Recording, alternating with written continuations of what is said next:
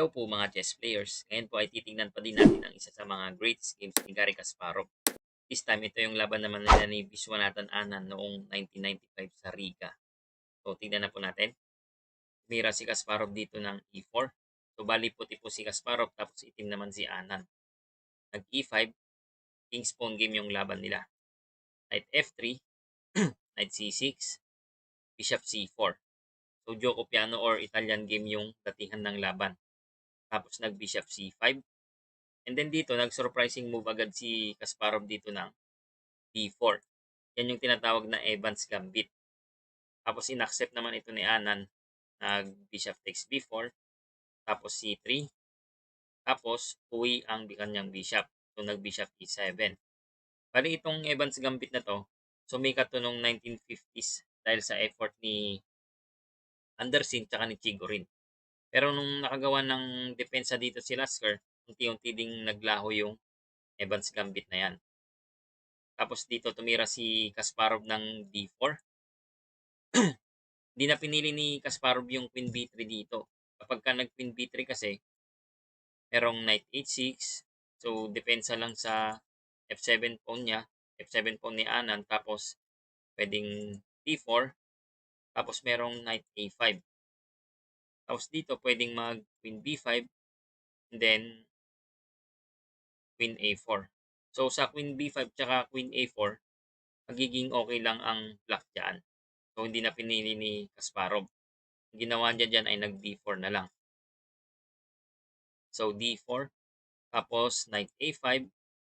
Tapos, ang ginawa naman dito ay nag-bishop e2. Hindi niya din pinili yung knight takes e5 kasi merong knight takes c4, knight takes c4, d5, tapos e takes d5, queen takes d5. So, may threat sa kabayo, tapos may threat din sa g-pawn.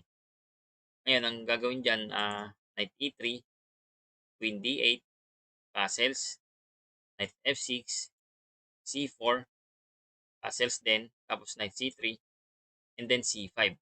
So, may pawn break yung itim dyan. Kaya siguro hindi na rin pinili ni Kasparov yung kainin yung pawn sa e5 kanina. Yan, hindi niya na pinili yan. Ang ginawa dito ay nag-bishop e2 na lang. Tapos, e takes d4. Tapos dito, ginawa ni Kasparov dyan, nag-queen takes d4. So, yan yung direct, tsaka pare-pareho pa ding reply ng mga iba-ibang manlalaro kapag kaputi ang hawak dyan. Kasi kapag c takes d4 yan, merong pawn break ulit na d5 lang. Kaya ang ginawa ay queen takes d4.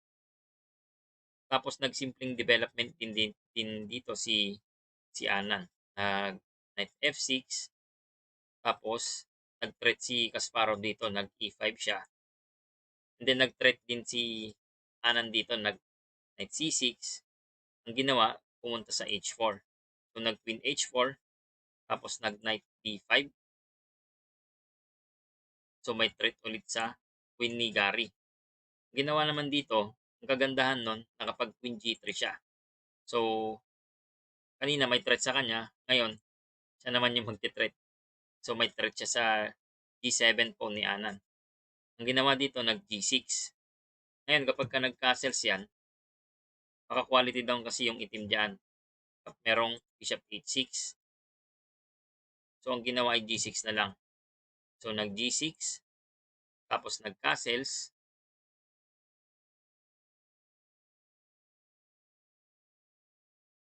After g6, nag-castles. Yan, nag-castles. Tapos, ang evaluation naman dito, much better para sa white kasi yung kabayo ng itim dyan ay exposed tsaka hindi pa nakakapag-castle ang itim. Tapos ang ginawa dito, nag-knight b6. Dito, mas okay daw kapag king safety pa din ang gagawin ni Anand. So, kapag ka nag-castle yan, ang gagawin naman ni Garry dyan, rook d1.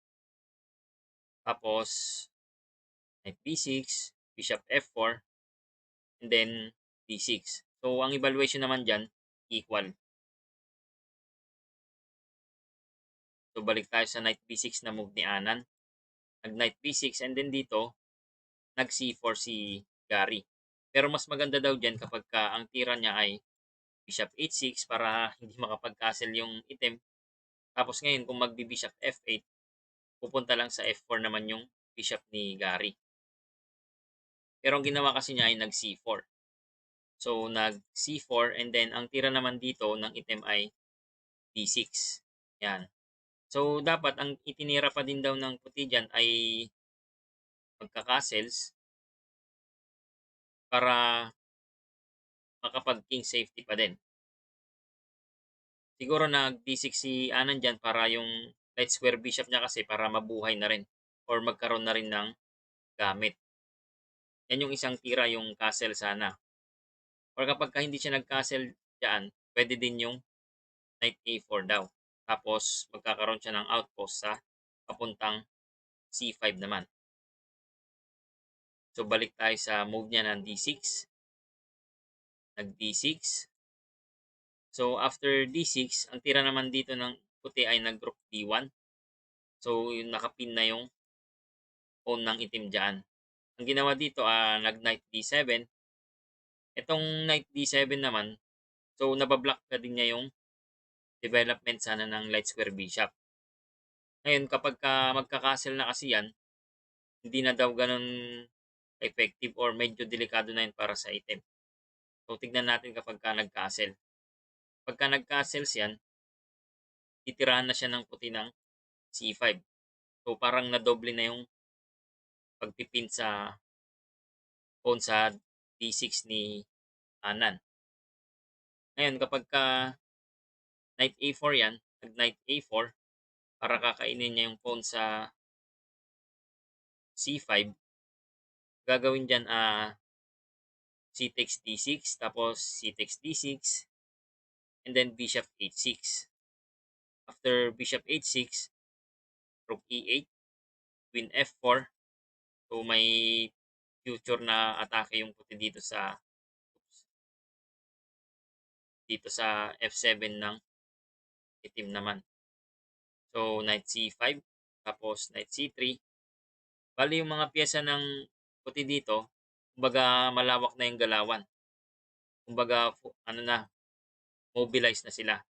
Tapos ang itim naman dyan, under pressure pa din. Ayun, kung sakaling nag-bishop F5 para i-block yung queen sa pag-atake sa F7, gagawin naman dyan, merong D4. Yan. So, hindi na maganda kapag nag-castles na. Ngayon, kapag nag-knight A4 naman siya dyan, merong bishop H6, tapos bishop F5. Preparing naman ang itim dito para makapag queen D7 tapos castles. Queen D7 tapos castles. So yan yung mas okay sana kapag nag-knight A4 yung team dyan. Pero ang ginawa ni Anan kasi nag-knight D7. So na-block yung kanyang light square bishop. And then ang ginawa ng puti dito ay nag-bishop H6. Kapag nag E takes D6 kasi yan, hindi maganda para sa puti yan. Kasi merong bishop takes D6. So may threat sa kanyang queen. Tapos baka maya-maya makakapag-castle na yung itim dyan. Kaya nag-bishop H6. After bishop H6, ang ginawa naman ni Anan dito, nag-knight C takes E5 na. Ngayon, kapag ang ginawa dyan, E takes D5, D takes E5, oops, bishop H6, tapos D takes E5, merong knight C3, tapos bishop F8, then after bishop F8, merong bishop D5.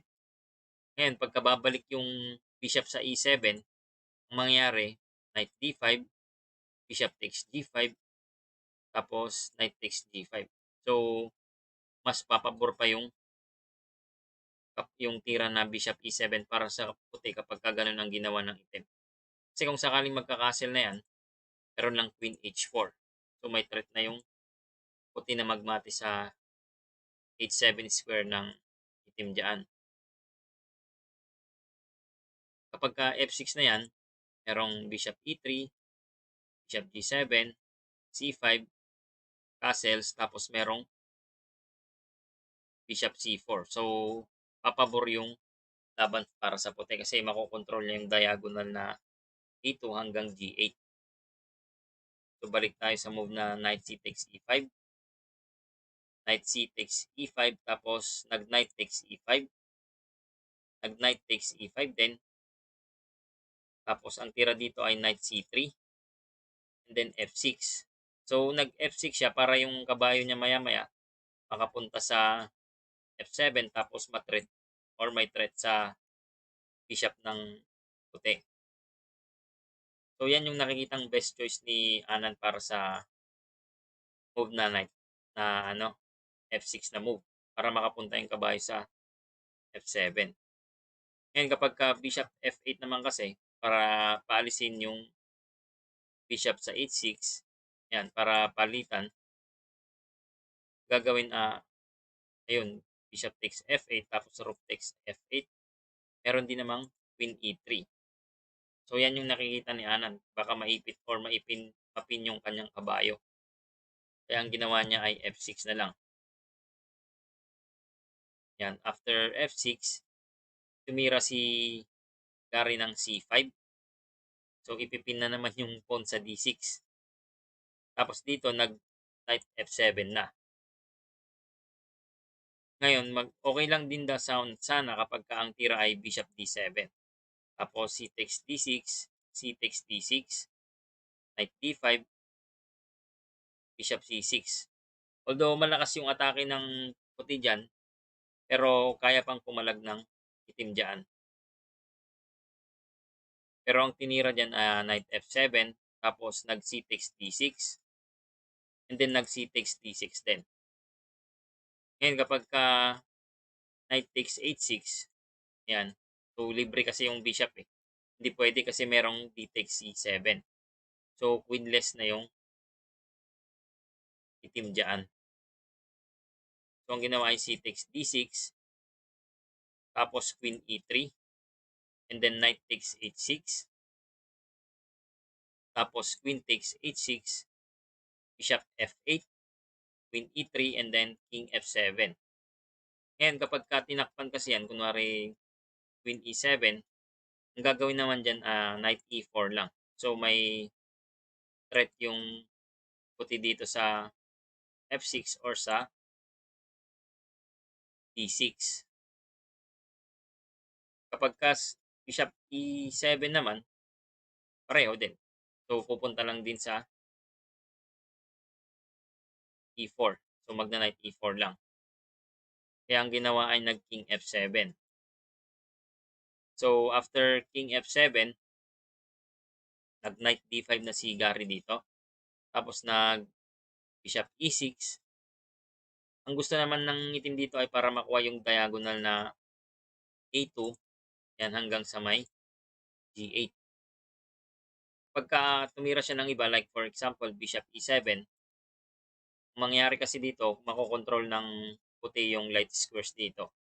So, merong bishop C4, bishop E6, rook E1, tapos bishop takes D5, bishop takes D5 check, king E8, tapos bishop takes B7.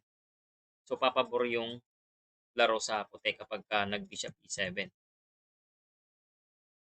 Ngayon, pagka bishop G7 naman, merong bishop C4 pa din, tapos bishop E6, tapos bishop D3. Bali, ang kasunod naman nito, pwedeng mag knight F4, knight F4 yung puti dyan, tapos may threat sa, yan, threat sa bishop E6 ng itim. Kaya ang tinira ni Anan na lang dito ay bishop E6. Pero ang sabi sa libro, yung bishop E6 niya daw, pag masyadong na-expose. Kaya ang ginawa ni Gary dito ay nag-knight F4. Tapos depensa, queen E7.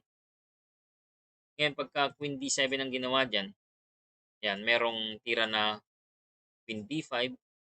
So, after bishop B5 pala, sorry. Tapos, queen takes B5, queen takes E6, king G7, tapos knight D5. So, lamang na yung puti dyan. Kapag ka bishop C8 naman, pwedeng ang gawin ng puti dito ay rook AC1. So, ititreat, kakainin yung bishop sa C8, tapos sakaling kakainin ng queen yan, pwedeng pumunta yung isang rook pa, or yung queen dito naman sa may B3. So, ang ginawa ay queen E7. Tapos dito, ang last move ni Gary, na kung saan nag-resign si Anan after mag-move dito, ang tira niya dito ay rook E1. So, after rook E1, nag-resign na si Anan dyan. So, tingnan natin yung posibleng mangyayari kapag itunuloy pa to. Kasi ang threat dyan, magbi-bishop F3 ang puti dyan. Ngayon, kapag nag-queen D7, ang gagawin naman dyan, bishop B5 lang. Kapag bishop H6 naman, bishop H6, gagawin ay bishop C4 lang. So, walang pwedeng makain ng itim dyan. Kasi kung kakainin niya to, yung bishop sa C4, eh, patay na yung queen sa may E7. Kapag ang ginawa naman, kapag kinain naman yung ito, kanina, bishop, kapag bishop takes F4 naman, gagawin ay queen takes E6 lang. So, bawi din. Kapag nag-rook E8, ito, rook E8, para siguro makakasuporta yung rook sa E8. Merong bishop, knight takes E6, queen takes E6, tapos queen takes E6, tapos rook takes E6, tapos bishop C4. So, bagsak ang isang buong rook. Kaya diyan, nag-resign na si Anan after 25 moves lang ng laban nila. Siguro dito si Anan, nagulat din sa laro na Evans Gambit. Hindi siguro inaasahan nito kasi siguro ang inaasahan niya kay Kasparov kapag King's Pawn game yung laban nila, Roy Lopez. Kasi si Kasparov talagang kilala din sa laro na Roy Lopez. Talagang magaling din siya dyan. So, yan po yung magandang laban nila ni Anan. Kasparov versus Anan sa Riga noong 1995. Sana nag-enjoy po kayo. At sana kung nag-enjoy kayo, mag-subscribe kayo para mabigyan ko kayo ng e-books. Maraming salamat.